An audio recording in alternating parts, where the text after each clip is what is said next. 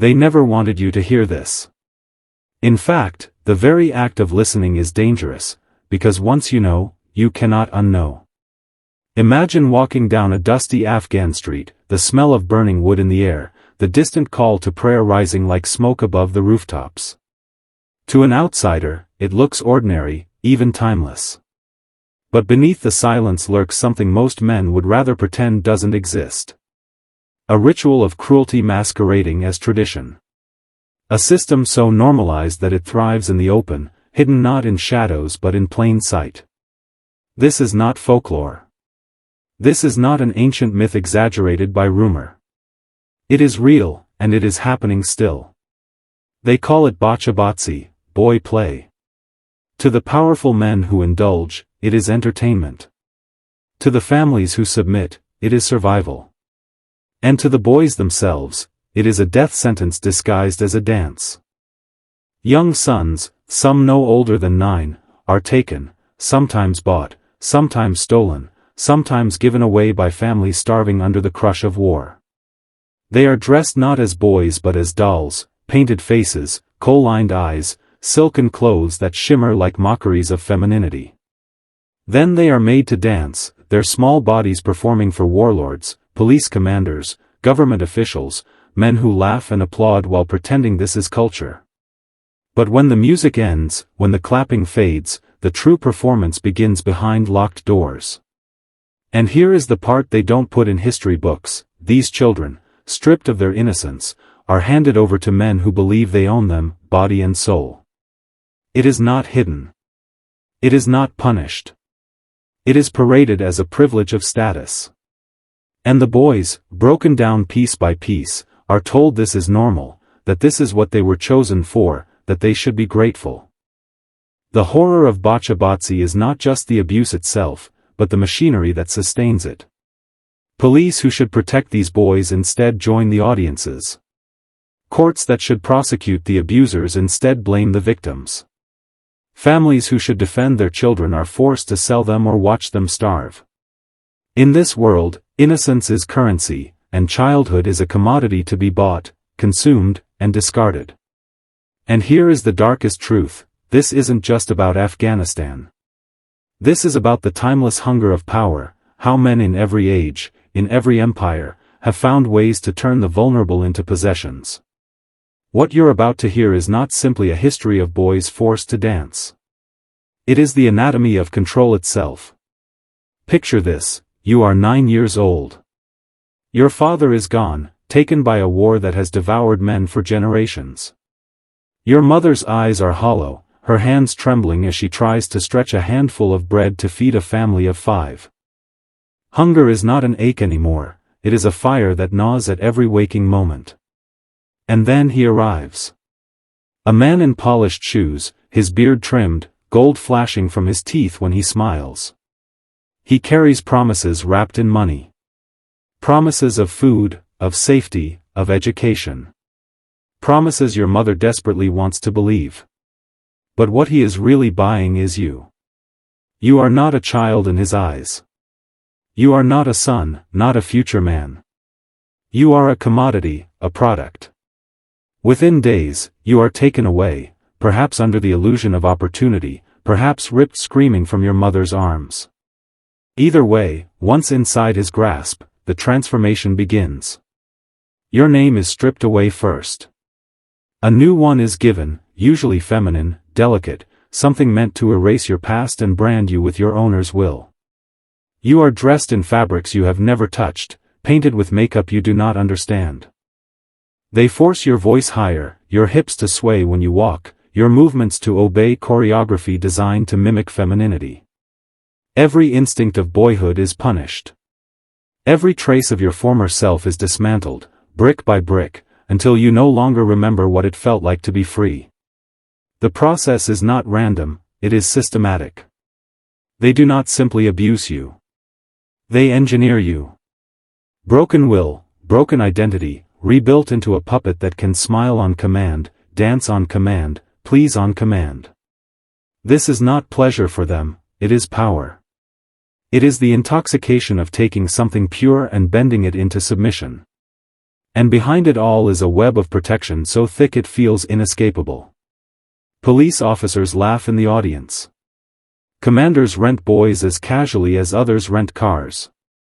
Judges dismiss charges against the powerful, while punishing the boys themselves as criminals. Entire government networks shield the predators. You are not just abused, you are erased. Erased as a child. Erased as a victim.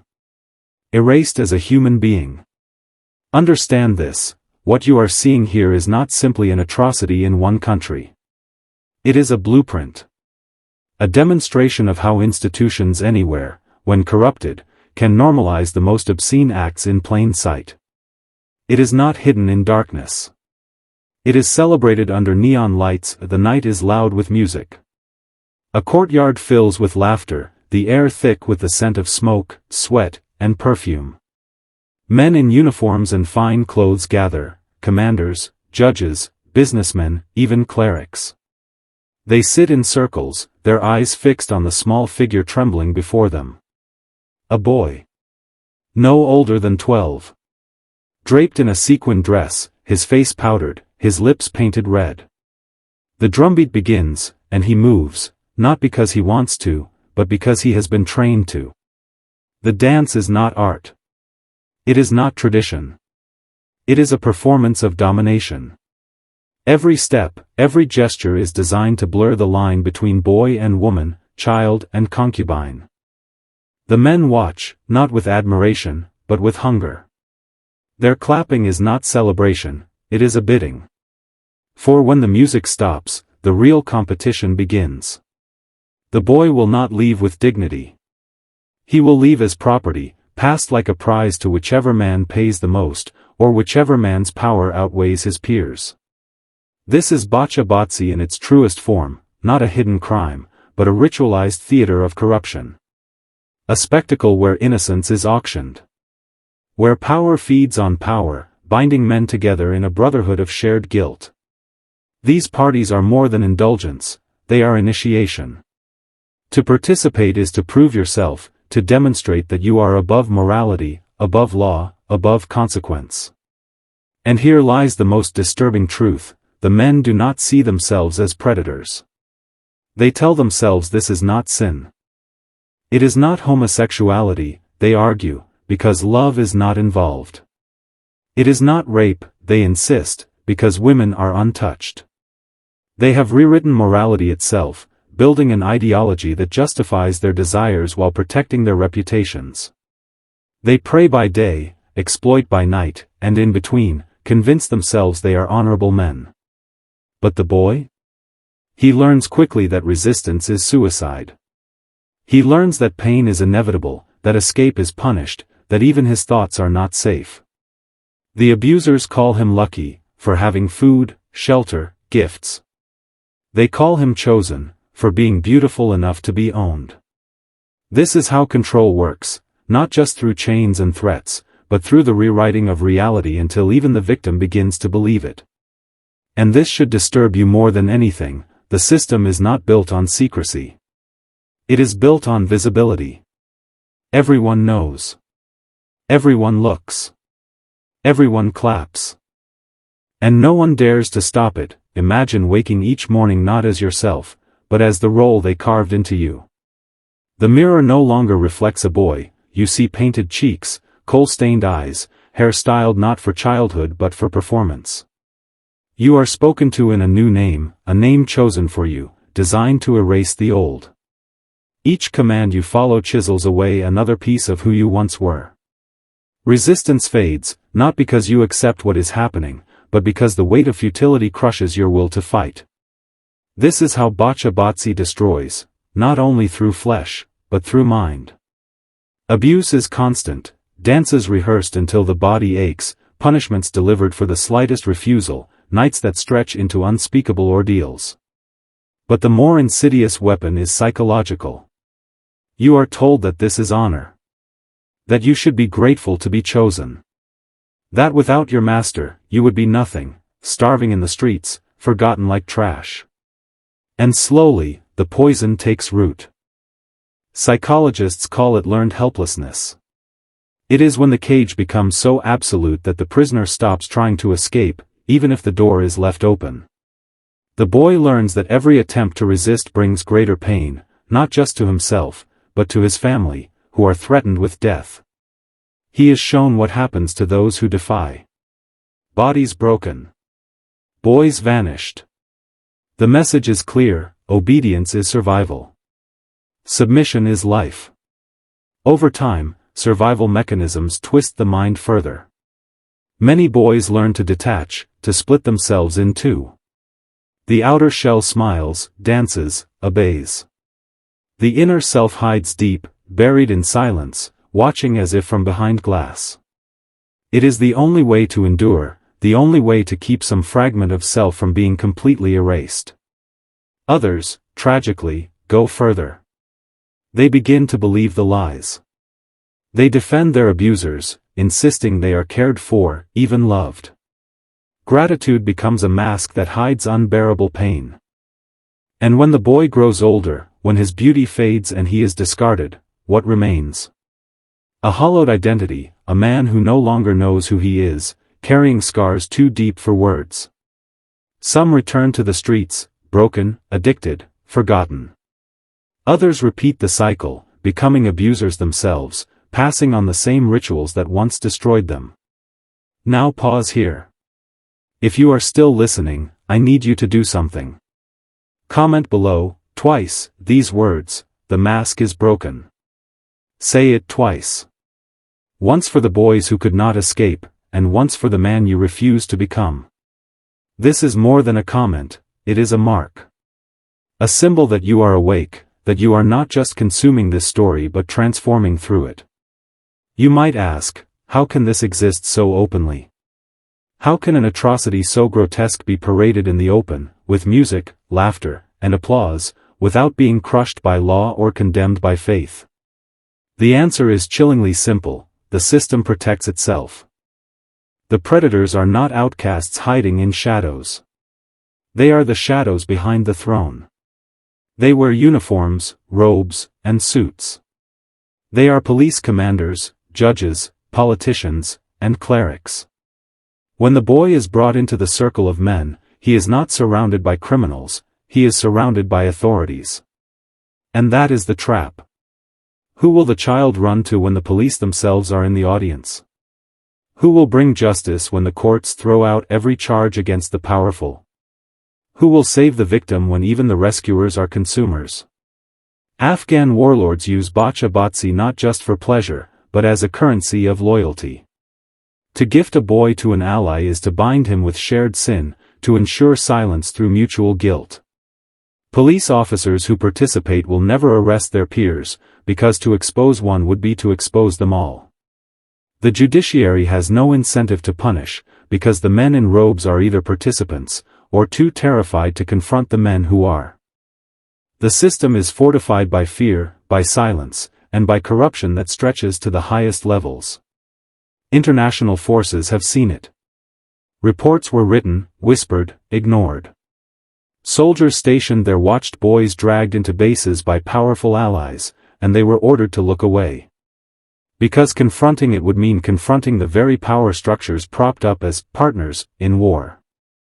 And so, silence became policy. Do you see the brilliance of the machinery?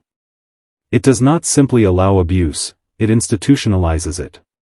The dance is not only a performance for lust. It is a performance of control. The men gathered at these parties are not merely indulging, they are pledging allegiance to a hidden order, one bound not by morality, but by complicity. Each boy is a tool, a weapon of silence, binding corrupt men together in chains of shared darkness. This is the lesson: when institutions rot from within, they do not merely fail to protect the vulnerable, they devour them. The abuse is not an accident of the system. It is the system. What happens when the boy grows too old to dance?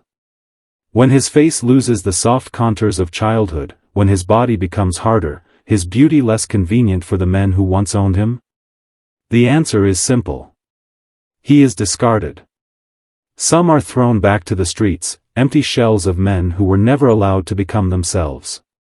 They wander markets as beggars, addicted to whatever substance dulls the echo of memory. Their names are forgotten, their stories unspeakable. Others are sold again, recycled into darker networks of prostitution, smuggled across borders, used until their bodies collapse under the strain. And some, this may be the cruelest fate of all, become masters themselves. Because what a boy learns in Bacha Batsi is not simply submission, it is the mechanics of power. He has been taught that strength is domination, that survival is control, that to be weak is to be consumed. And when the chance comes, many step into the very roles that once destroyed them. They buy boys of their own, repeating the ritual with deadened eyes, convincing themselves it is not cruelty but tradition. And so, the cycle feeds itself, the abused becomes abuser, the victim becomes predator, generation after generation, until cruelty is no longer seen as corruption but as culture. This is how trauma mutates into tradition. This is how power systems survive, not merely by crushing resistance, but by programming the broken to carry on the work. The boy who once danced against his will may one day be the man who claps for another boy. Not because he desires it, but because he cannot imagine the world any other way. He has inherited the same darkness that consumed him. The psychological scars stretch further than the individual. Families are torn apart, their sons returned as strangers. Communities whisper but do not act, terrified of the powerful men who orchestrate it all. The shame is generational, passed like an infection from one era to the next. And when silence reigns, silence itself becomes an accomplice. Understand this, Bacha Batsi is not only about boys dancing in Afghanistan. It is about how unchecked power replicates itself, how institutions weaponize innocence, how corruption perpetuates its own survival by rewriting the minds of its victims. The boy is not just a victim of the present, he is a seed planted to ensure future submission. And this is why the story matters. Because the cycle is not ancient. It is alive. And unless exposed, it will continue. Now you understand why they never wanted you to hear this. Why whispers of Bacha Batsi are buried under layers of denial, dismissed as rumor, or excused as cultural nuance. Because this story is not just about Afghanistan. It is not just about boys in silk dresses. It is about power itself, how it corrupts, how it devours, how it rewrites reality until cruelty is accepted as normal. Look closer, and you will see the pattern everywhere. The details change, different countries, different traditions, different masks. But the core is the same, the powerful consume the powerless, institutions protect predators, victims are silenced, and the cycle is dressed up as culture, necessity, or even honor. The same darkness that allows a warlord to clap for a dancing boy is the same darkness that allows corporations to profit from human suffering, governments to wage wars under false flags, religions to protect predators inside holy walls. Different costumes, same ritual. This is the revelation, Bacha Batsi is not an isolated atrocity. It is a mirror. And the reflection it shows is terrifying. Because once you see it, you cannot stop seeing it, in politics, in corporations, in media, in the quiet corridors of power where decisions are made about lives that do not belong to them. But here is where the descent becomes transformation. You are not meant to leave this story unchanged. You cannot hear this and remain passive. Because passivity is complicity. Silence is surrender. The boy's cage is built not only from his abuser's hands, but from the silence of those who looked away. And now you stand at a crossroads. Will you look away too, or will you stare into the abyss and learn from it? The lesson is this: power always seeks to disguise itself. It wears masks of tradition, religion, authority, even kindness. But underneath, it is always the same hunger, the desire to own, to consume, to dominate. Once you see that pattern, you cannot be controlled by it. Once you name it, the mask breaks. So I ask you one final time, comment below, twice, these words: the mask is broken. Do it not for me, but for yourself.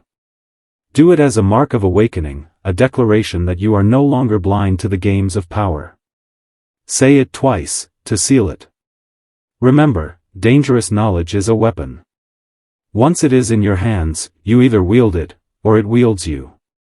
The choice is yours. But now, you can never again say you did not know.